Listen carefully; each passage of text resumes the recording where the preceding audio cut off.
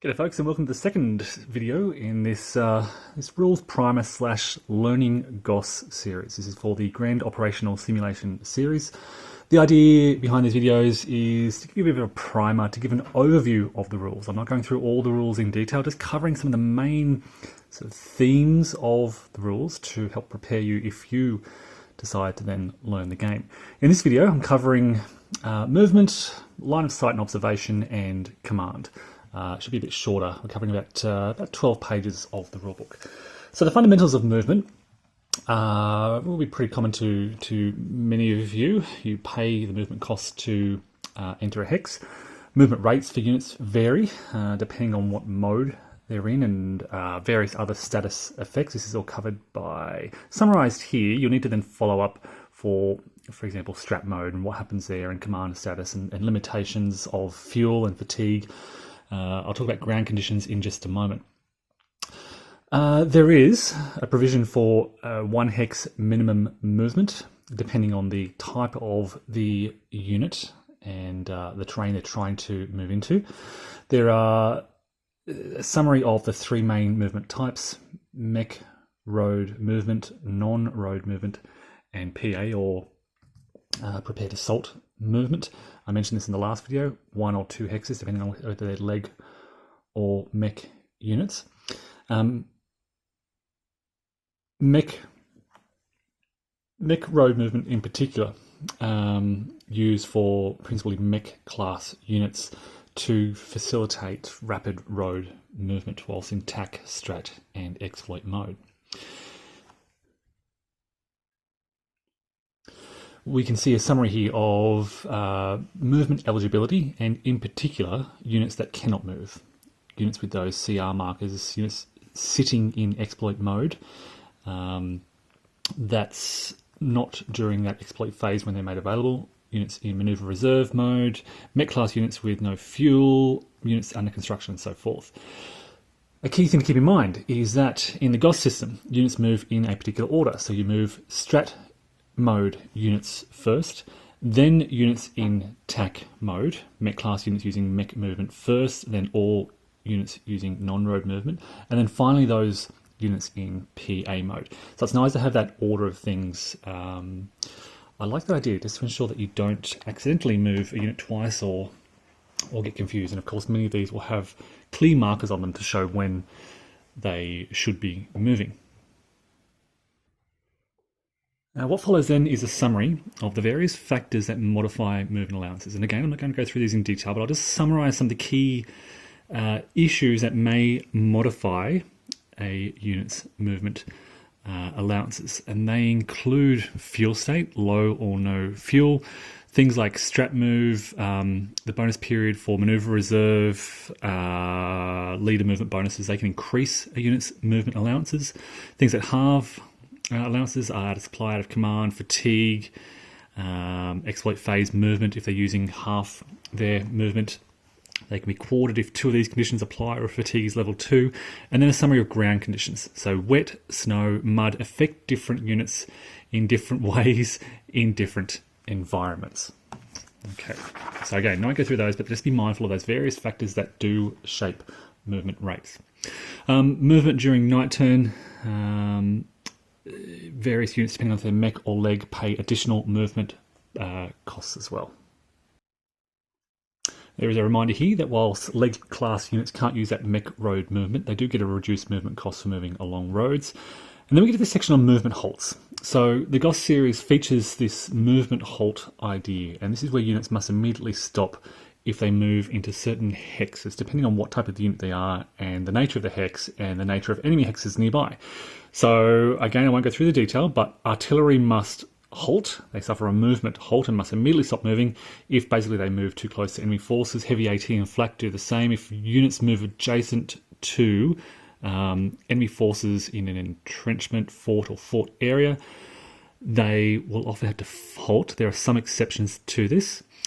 Ground interdiction caused by air points can create a zone of interdiction which may, you'll see here, a movement halt occurs if a unit suffers any step loss or fatigue due to enemy ground interdiction missions. So only if they suffer step losses or fatigue as a result of that.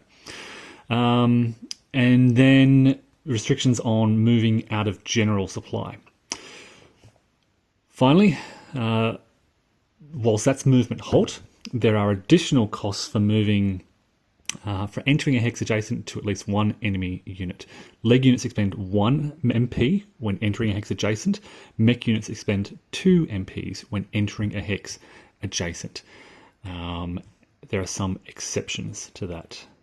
So during the friendly exploit phase, if the only adjacent enemy units are pure AFVs, and if they're commando units entering a hex with MCT, which I've covered in the past. Maneuver covering, or movement covering terrain. Geez, I've forgotten it already. There's a summary of, I've sort of covered entrenchments, and it sort of appears throughout the movement rules, but there's a summary of the effects of entrenchments, forts, and fort areas on movements.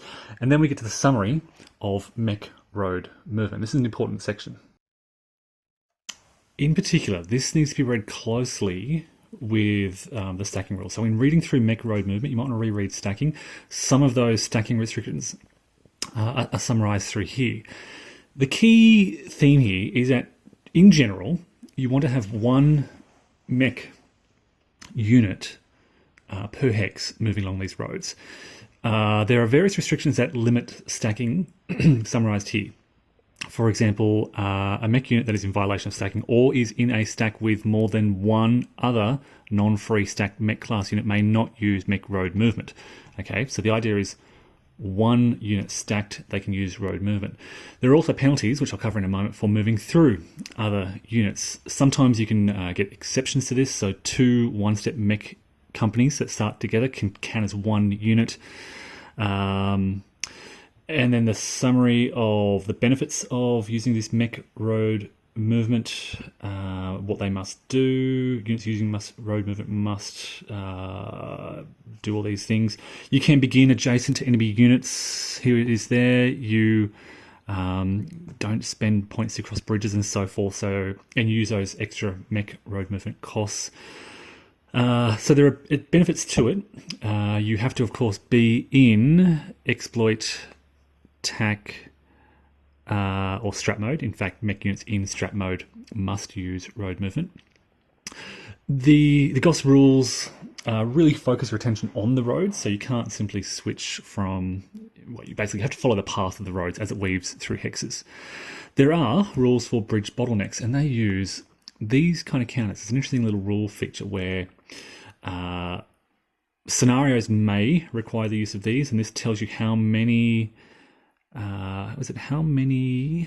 whenever a unit uses mech road movement across a bridge, you place one of these, and that will tell you how many other units may still cross the bridge. So it creates a bottleneck, traffic jams effectively over that bridge. Once you hit the 13th mech unit to cross, you flip it over to its bridge blocked side, and no further units can cross that bridge. So it's an interesting way to reflect traffic, particularly in Wacht am Rhein.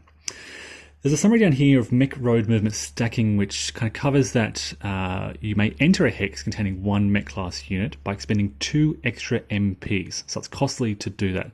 The moving unit must end its movement in that hex. Okay, so it's just a reflection that mech road movement is primarily used for open road movement where you don't want to run into other units. Yeah.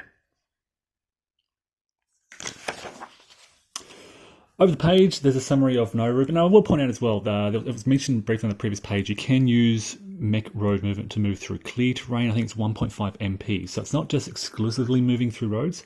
You can cross that clear terrain by paying the extra cost. Following mech road movement, there's a summary here of that non-road movement, which will be most of your movement. It's a fairly brief summary. GOSS, again, really draws your attention to the terrain features in a hex, and it invites you to think about when you're entering a hex and leaving a hex, are you crossing those terrain features? So you'll really be focused on the intricacies of terrain within a hex. You can see those lines there. You'll be paying attention to those constricted terrain lines to see if you cross. So for example, if you enter this hex here and then leave here, you are deemed to have not crossed that constricted terrain line. If you enter here and then cross out here, you are deemed to have crossed that line. There are movement penalties for doing so.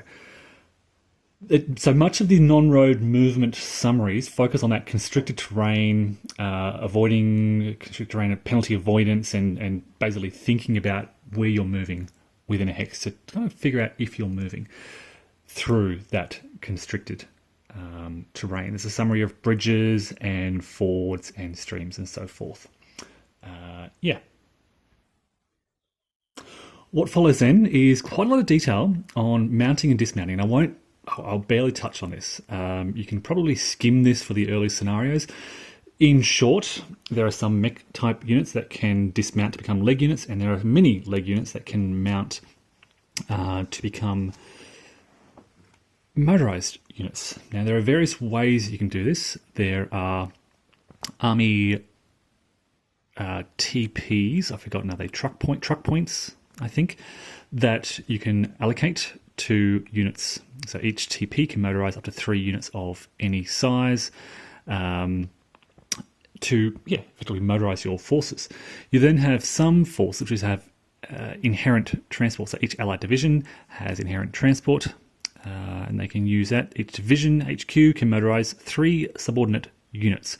And then you have special units, so leg class AT units with a printed MA of 6 or 9 may function as mech class units, and towed AT units can mount and dismount as well. And then allied engineer units down the bottom of the page here also have their inherent trucks, which they can use. So again, won't go through the details there, but worth noting, I think it's worth keeping in mind the type of units that have that transport. And as you begin to move up to the larger scenarios, worth reading through that again to have a look at how those truck points work.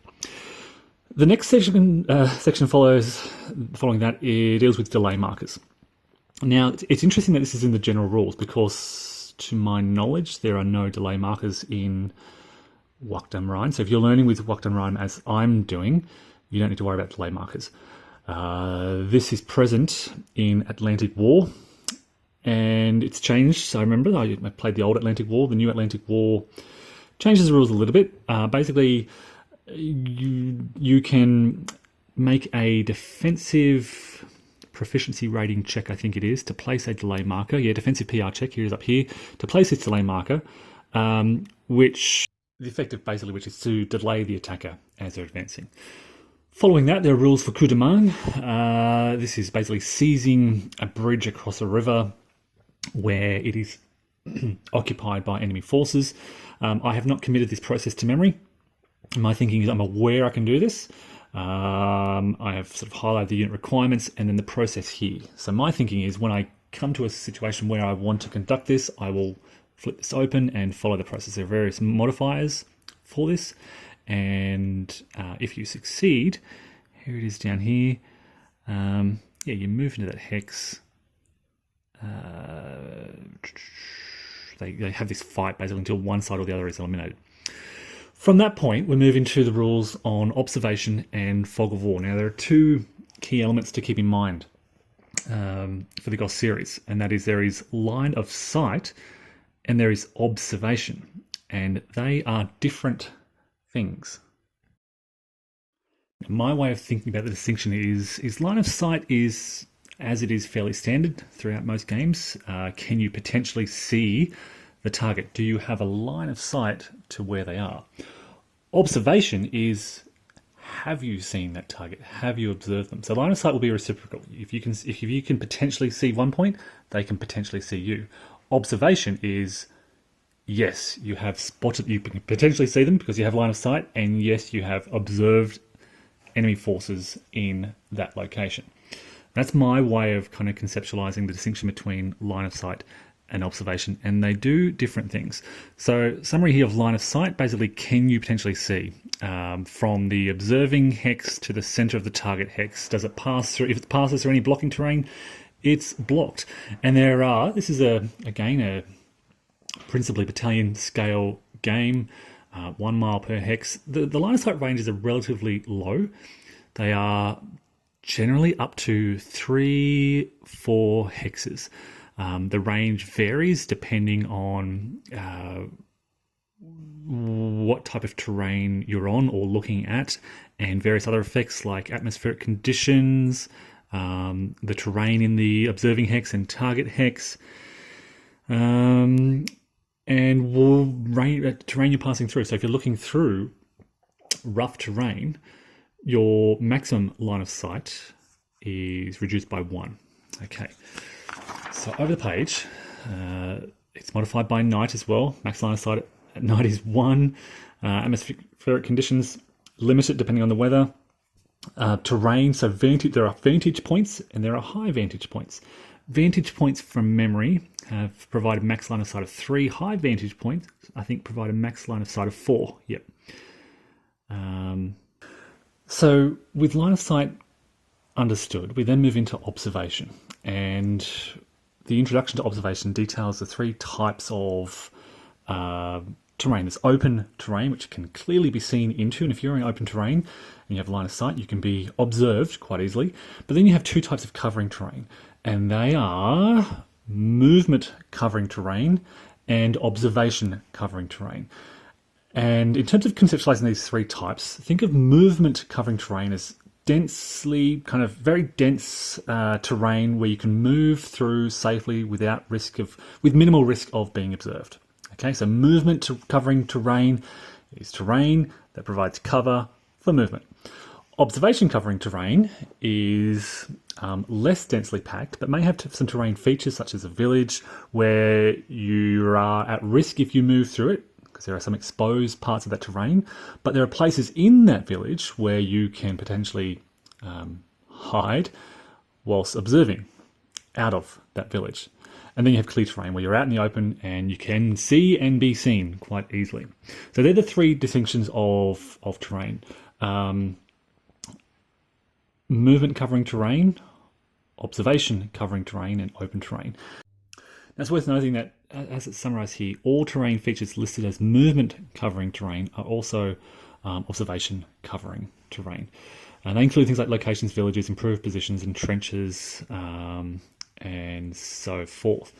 Now, a unit can observe an enemy unit in observation covering terrain if an observer is attack designated and adjacent, is adjacent to the enemy unit, and the enemy unit is moving or is attack designated. In other words, they're kind of moving out of that potential cover in that terrain to move or to prepare for an attack, or is in any type of vantage point, town, city, and the enemy is moving, an engineer unit is constructing a bridge or attack designated or is constructing. So basically, they're moving out of cover. So think of this observation covering terrain as safe while you're stationary, but not if you're doing anything like preparing for an attack, moving, constructing. Okay. Movement covering terrain is safer. So treat bocage and head row hexes. Yep.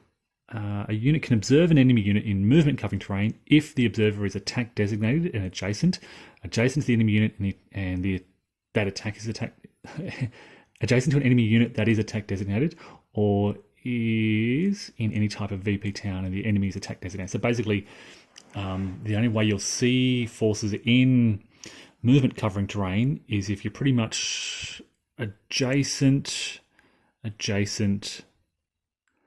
or kind of the enemy is attack designated. So you have to be really close to see enemy forces in that movement covering terrain. Slightly less restricted for observation. I feel it's important to really kind of read these 2 sections carefully to understand the distinction, because viewing enemy units is going to be pretty important. For the most case, my sense is there'll be a lot of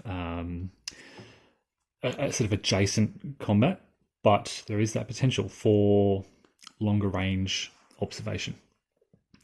And there's a summary of units that are always observed. So open terrain, strap movement, adjacent to the enemy and the enemy's attack designated and so forth. So there are ways you can always observe those enemy forces.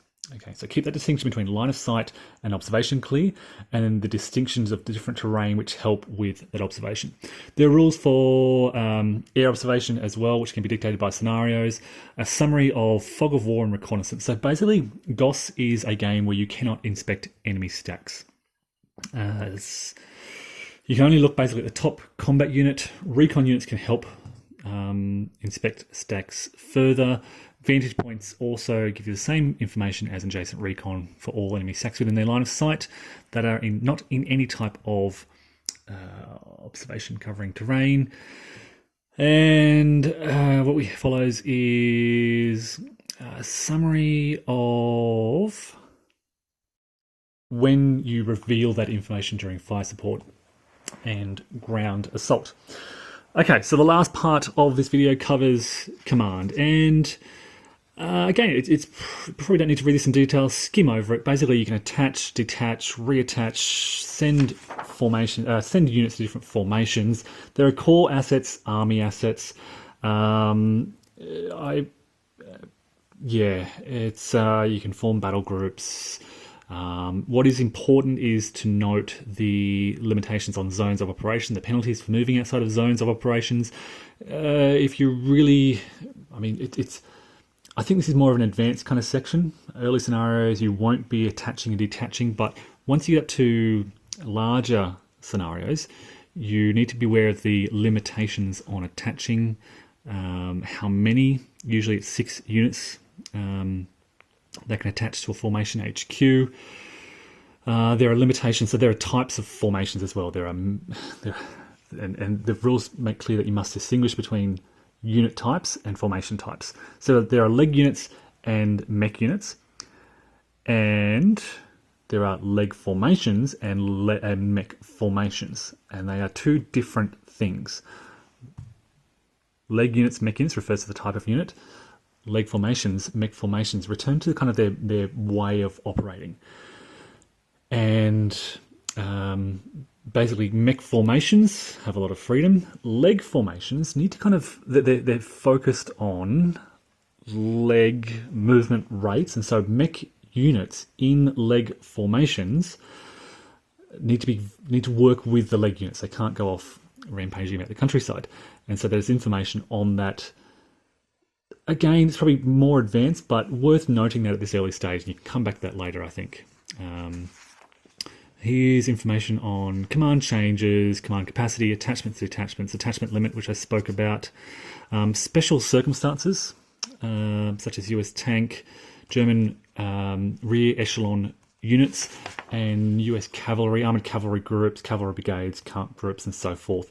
There's information on reinforcements. So basically, when reinforcements enter play, and this may come up in some early scenarios, they have 3 game turns. They are automatically in command for 3 game turns. They must drive straight to their assigned corps or army zone of operations. They can't divert or be reassigned, I believe. They can't change their command assignments until the first command phase after they're within their assigned headquarters. So if you really want to kind of take this on board and start implementing early, keep that in mind, that you've got to head to the zone of operations first before you can then be reassigned. Summary of penalties for being out of command. Summary of penalty for having multi-unit formations in an attack. And that's it. We then get to combat, which I'll cover in the next video. So yeah, stacking and movement. There's a few things to keep in mind. The mech movement rates is the main thing. The importance of understanding and distinguishing between line of sight and observation, and the significance of terrain types. And the example within the book is really good for understanding and clarifying that. That was a really valuable example that I really appreciated. So folks, hopefully if you're following along, you're getting a sense of the kind of the detail that is required. A lot of this section really draws your attention to terrain features in the text and encourages you to think about, okay, if you're moving through a hex, how are you moving through the hex? And what terrain features are you actually moving through? With that non-leg movement, particularly you're paying the most expensive terrain costs in the hex. but you're also keeping in mind the hex sides you cross, and are you crossing that difficult terrain.